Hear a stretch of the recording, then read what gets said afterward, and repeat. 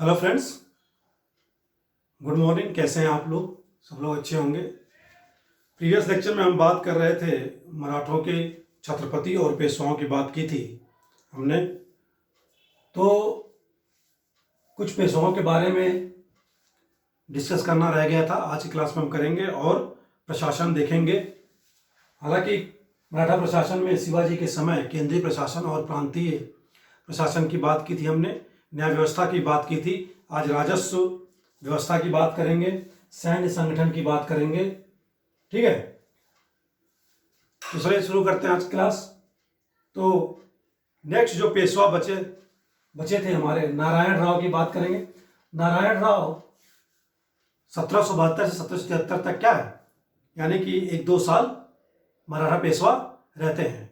ठीक है, इनकी हत्या कर दी जाती है इनके चाचा रघुनाथ राव द्वारा। यानी कि अगर क्वेश्चन पूछता है किस पेशवा की हत्या की गई अपने चाचा द्वारा, तो कौन थे? नारायण राव। क्योंकि ये अल्पवयस्क थे, इसलिए रघुनाथ राव द्वारा क्या है, इनकी हत्या कर दी जाती है। और स्वयं पेशवा बनना चाहता था, लेकिन इसके बाद क्या है, माधव नारायण राव सेकेंड 1774 से क्या है 95 तक पेशवा बनते हैं। ठीक है, तो ये भी अल्पवयस्क रहते हैं, मतलब आयु कम रहती है इनकी भी। तो शासन प्रशासन चलाने के लिए नाना फडणवीस द्वारा क्या एक 12 भाई समिति के गठन किया जाता है, जिसमें क्या है 12 सदस्य होते हैं जो शासन प्रशासन से रिलेटेड निर्णय लेते हैं, शासन प्रशासन चलाया जाता है।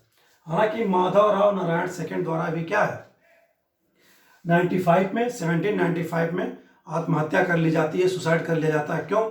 क्योंकि जो नाना फडणवीस थे और ये जो 12 सदस्य थे 12 भाई समिति के, इनका हद से बहुत ही ज़्यादा हो जाता है। माधव राव नारायण पेशवा सेकेंड क्या है अपने हिसाब से काम नहीं कर पाते, तो तंग आकर नाना फडणवीस से क्या है आत्महत्या कर लेते हैं। ठीक है, तो माधव राव नारायण राव के समय देखते हैं तो एक सूरत की संधि होती है, किसके द्वारा? इनके चाचा रघुनाथ राव द्वारा संधि की जाती है, सूरत की संधि 1775 में। इनसे नहीं की जाती है, यहाँ किससे की जाती है? अंग्रेजों से। और यही कारण बनता है क्या, अंग्रेजों द्वारा मराठा शासन में हस्तक्षेप किया जाता है, और यहीं से पृष्ठभूमि तैयार होती है प्रथम आंग्ल मराठा युद्ध से लेकर तृतीय आंग्ल मराठा युद्ध तक। ठीक है, तो सूरत की संधि की जाती है अंग्रेजों से। बम्बई काउंसिल द्वारा, अंग्रेजों की जो बम्बई काउंसिल थी उसके द्वारा रघुनाथ राव के पक्ष लिया जाता है, और प्रथम आंग्ल मराठा युद्ध शुरू होता है 1775 से लेकर 82 तक चलता है। ठीक है, तो 1775 से लेकर 82 तक प्रथम आंग्ल मराठा युद्ध होता है, और इसकी समाप्ति होती है सालबाई की संधि 1782 में। ओके, सालबाई की संधि के तहत क्या है, फिर कुछ क्षेत्र सालसेट जैसे क्षेत्र अंग्रेजों को प्राप्त होते हैं, और रघुनाथ राव का क्या है साथ छोड़ दिया जाता है अंग्रेजों द्वारा।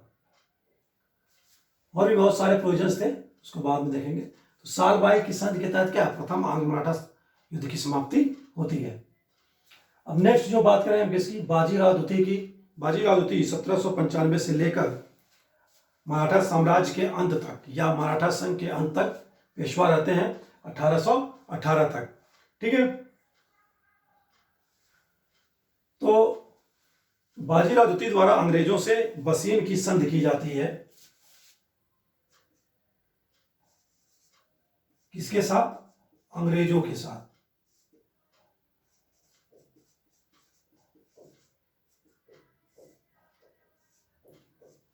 ठीक है, तो बसीन की संधि होती है 1802 में, दिसंबर 1802 में अंग्रेजों के साथ पेशवा का। ओके, बसीन की संधि समाप्त होने के बाद 1803 में क्या द्वितीय आंग्ल मराठा युद्ध होता है। द्वितीय आंग्ल मराठा युद्ध 1803 से लेकर 1805 तक। इस समय गवर्नर जनरल कौन है? ब्रिटिश ईस्ट इंडिया कंपनी का साम्राज्य विस्तारवादी या साम्राज्यवादी गवर्नर वेलेजली, लॉर्ड वेलेजली कौन? Governor general. ठीक है, 1803 से लेकर 1805 में।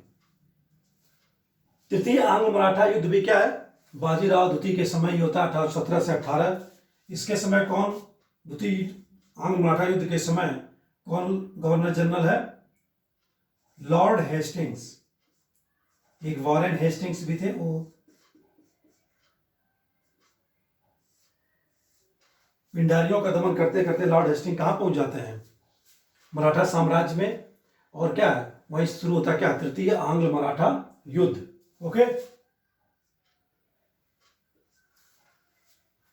तृतीय आंग्ल मराठा युद्ध के दौरान ही क्या है, बाजीराव द्वितीय द्वारा क्या है, पूना की संधि कर ली जाती है अंग्रेजों से, और इसी संधि के थ्रू क्या है, मराठा संघ समाप्त हो जाता है, यानी कि मराठा संघ का त्याग कर दिया जाता है पेशवा द्वारा, और इन्हें कहां भेज दिया जाता है? बिठूर, कानपुर। पेंशन 8 लाख वार्षिक पेंशन पर मराठा संघ का त्याग।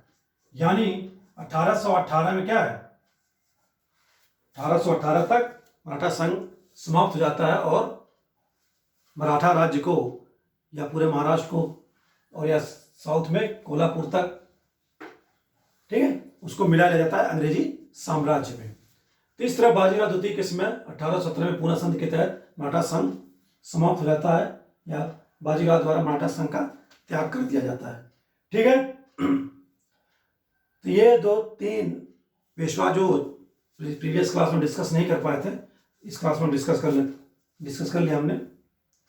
नेक्स्ट जो मराठा प्रशासन छूटा हुआ था उसकी बात करेंगे हम, यानी राजस्व व्यवस्था की।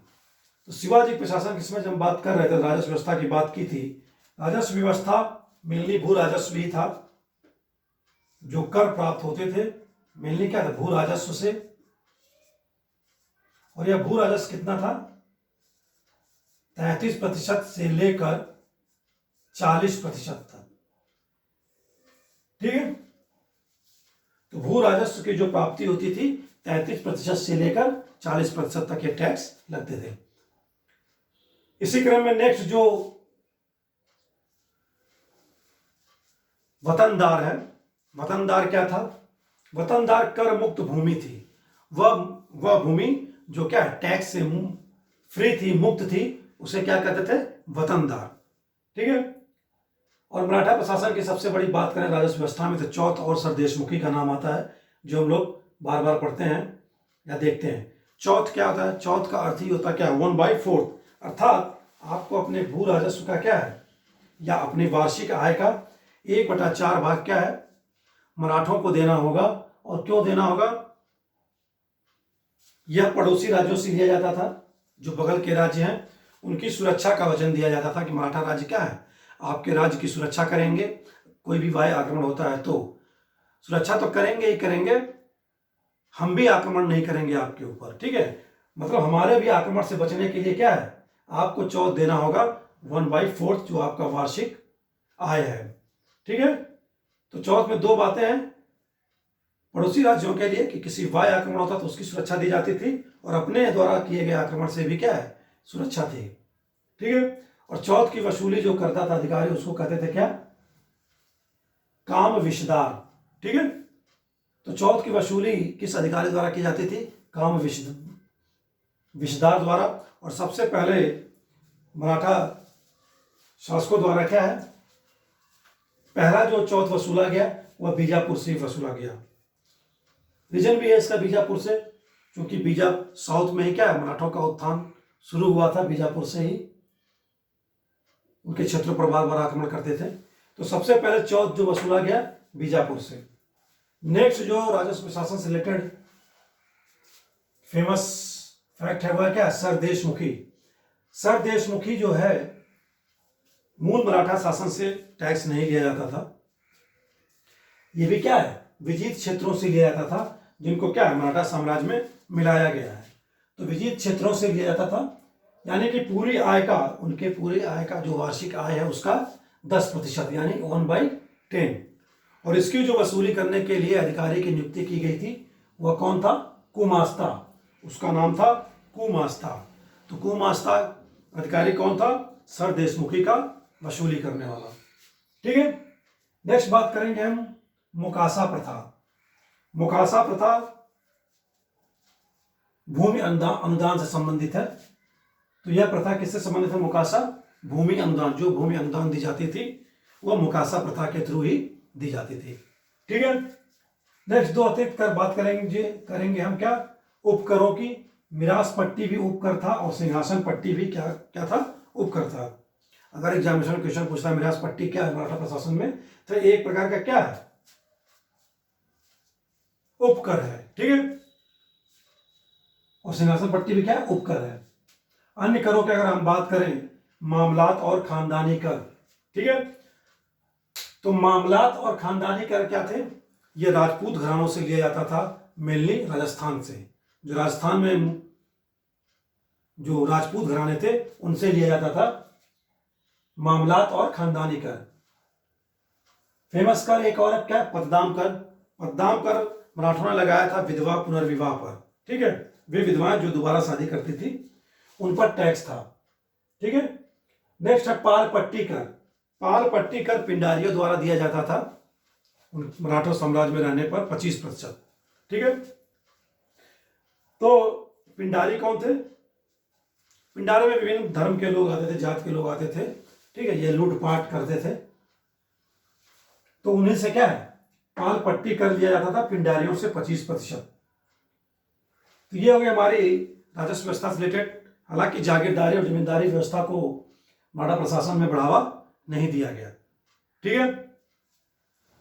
नेक्स्ट जो बात करेंगे हम किसकी? सैन्य संगठन की। सैन्य संगठन की बात करते हैं हम, उसमें तो किला आ जाएगा, सैन्य संगठन, पैदल सेना आ जाएगी, अश्व सेना आ जाएगी, हाथी आ जाएंगे। ठीक है। जलबेड़ा आ जाएगा। तो सबसे पहले बात करते हैं किला की। तो मराठों के समय या मराठा साम्राज्य में टोटल कितने किले थे? मैं 350। और यहां क्या था? मैं दिखाया था तिहरा प्रशासन है 3, यानी कि 3 लोग किले का प्रशासन करते थे, प्रशासन चलाया जाता था। ठीक है। पहला कहलाता था हवालदार, मतलब किले का जितना भी आंतरिक प्रशासन था, इंटरनल एडमिनिस्ट्रेशन, वह हवालदार द्वारा चलाया जाता था। और इसका प्रमुख था हवालदार। और हवालदार किस जात से आता था? ब्राह्मण से। हवलदार ब्राह्मण ही होता था। ठीक है। आंतरिक प्रशासन हवलदार द्वारा। ठीक है। और यह ब्राह्मण जात से आता था। नेक्स्ट जो प्रशासक था किले का वह था शवनीस। शवनीस के अंतर्गत किला है, किले में भाई अर्थ विभाग का प्रशासन शवनीस द्वारा दिया जाता था। ठीक है। या और बाकी जो किले के राजकीय दस्तावेज थे इसके ही द्वारा संरक्षित किए जाते थे। ठीक है। अर्थ विभाग यानी मनी फाइनेंस डिपार्टमेंट। कारखानिस, और जो यह शवनीस था यह क्षत्रिय वर्ग से आता था, यानी कि शवनीस पद क्षत्रियों के लिए था। ठीक है। कारखानिस कौन था? जो सैन्य किले में जो जितने भी सैन्य अधिकारी हैं या सेना के कर्मचारी हैं उनके लिए क्या है? सेना की आवश्यकताओं हैं, जो सैन्य आवश्यकता की पूर्ति होती थी वह किसके द्वारा की जाती थी? कारखानिस द्वारा। और कारखानिस क्या होता था? यह किस जात से आता था? कायस्थ। कायस्थ यानी लाला श्रीवास्तव। ठीक है। अस्थाना, ये लोग टाइटल होती है। तो कारखानिस कायस्थ वर्ग से आता था और ये सैन्य आवश्यकताओं की पूर्ति किले में इसके द्वारा की जाती थी। नेक्स्ट जो बात करेंगे पैदल सेना। पैदल सेना में क्या है? पाइक सबसे छोटी इकाई है, यानी कि पैदल सिपाही को क्या कहते थे? पाइक। पाइक के ऊपर नायक होता था। नायक यानी कि 9 पाइक इक्वल टू 1 नायक। ठीक है। यानी 9 पैदल सिपाही एक नायक के अंतर्गत होते थे। ठीक है। नायक से बड़ा हवलदार होता था, हवलदार से बड़ा हजारी और हजारी से बड़ा 7 हजारी। ठीक है। तो और इन सब के ऊपर किसका कंट्रोल था? सर ए नौबत यानी सेनापति का। सार्वभौमत्व कौन था? सेनापति। ठीक है, ये होगी पैदल सेना से बातें। बात करें अश्व सेना। अश्व सेना में जो सबसे छोटी इकाई थी वह थी हवलदार की। ठीक है, हवलदार सबसे छोटी इकाई थी। उसके ऊपर जुमला,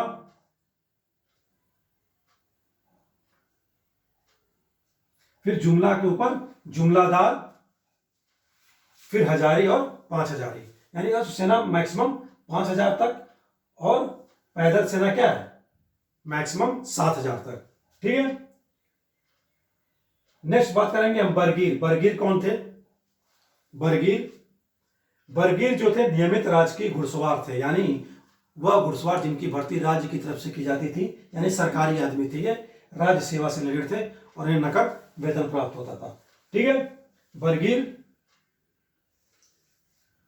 नियमित राजकीय घुड़सवार। पागा कौन थे?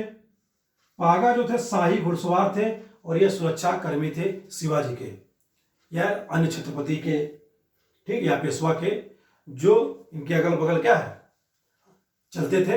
और ये अश्व घुड़ा यानी शाही घुड़सवार थे, अश्व घुड़सवार थे। ठीक है, नेक्स्ट जो बात करेंगे सिलेदार। सिलेदार कौन थे? सिलेदार भी घुड़सवार थे, लेकिन ये अस्थायी तौर पर थे, यानी सरकारी भर्ती नहीं होती थी। ठीक है, ये राज्य सेवा में नहीं थे, यानी सिर्फ जब युद्ध होता था तो राज्य की तरफ से युद्ध लड़ते थे और उसका युद्ध भत्ता पाते थे। ठीक है, युद्ध भत्ता पाते थे। ठीक है, सिलेदार। नेक्स्ट जो प्यादा है यानी पैदल सैनिक, और ये पैदल सैनिक भी सुरक्षा कर्मी ही थे शिवाजी के, सुरक्षा कर्मी। ठीक है, अगल बगल पैदल चलते थे, भाला लेकर, तलवार लेकर, जो भी, ये भी क्या थे? सुरक्षा कर्मी थे शिवाजी के या अन्य छत्रपति के। ठीक है, तो ये हो गया प्यादा। नेक्स्ट जो हम बात कर रहे हैं जलबेड़ा। जलबेड़ा इनका कहां था? जंजीरा में था। ठीक है, ओके, नावे और भी कई जगह थी। सिंह बंदिश, प्यादा हो गया पैदल सैनिक। सिंह बंदिश किसे कहते थे? जो स्थानीय लेवल पर, लोकल लेवल पर जो पुलिस होती थी, सुरक्षा व्यवस्था का कार्य करती थी, उसे सिंह बंदिश कहते थे, यानी स्थानीय पुलिस। ठीक है, ओके, तो ये हो गया हमारा मराठा चैप्टर का आज एंड, जिसमें हमने मराठा प्रशासन की बात की, पेशवाओं की भी बात की, छत्रपति की भी बात की। ठीक है, इसी क्रम में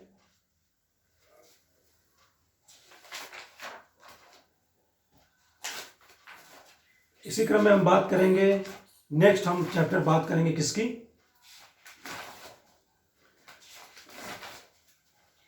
ब्रिटिशर्स की बात करेंगे और गवर्नर जनरल की बात करेंगे और धार्मिक पुनर्जागरण आंदोलन की भी बात करेंगे। ठीक है, और एक अलूटे और बलूटे भी थे, कहाँ? मराठा प्रशासन में। ठीक है, तो अलूटे कौन थे, बलूटे कौन थे? अलूटे क्या थे? सेवक थे। अलूटे सेवक थे और बलूटे क्या थे? शिल्पकार थे। इनकी संख्या 12 थी। इसको भी याद रखेंगे, क्वेश्चंस भी आए हुए हैं। मराठा प्रशासन में अलूटे और बलूटे। ठीक है, इनकी संख्या में, ये संख्या कितने थे? 12, यानी 12। ठीक है, अलूटे कौन थे? सेवक थे और बलूटे क्या थे? कारीगर या शिल्पी कह सकते हैं। ठीक है, कारीगर थे या शिल्पकार। अलूटे बलूटे, इसको याद रखेंगे। न्यायिक व्यवस्था हमने बात की थी शिवाजी के समय। न्यायिक व्यवस्था स्मृतियों पर आधारित न्यायिक व्यवस्था थी। ठीक है, धार्मिक नीति भी सहिष्णु थी शिवाजी की। खफी खां जो शिवाजी का विरोधी था, वो भी क्या है? इनकी धार्मिक नीति और न्याय व्यवस्था की क्या है? प्रशंसा करता है। ठीक है, तो ये होगा हमारा आज का मराठा राज्य, जिसके हमने आज बात कर ली और इसके एंड यही होता है। और आज के लिए इतना ही, बाकी नेक्स्ट क्लास नेक्स्ट डे होगी। तो आज के इतना ही। नमस्कार।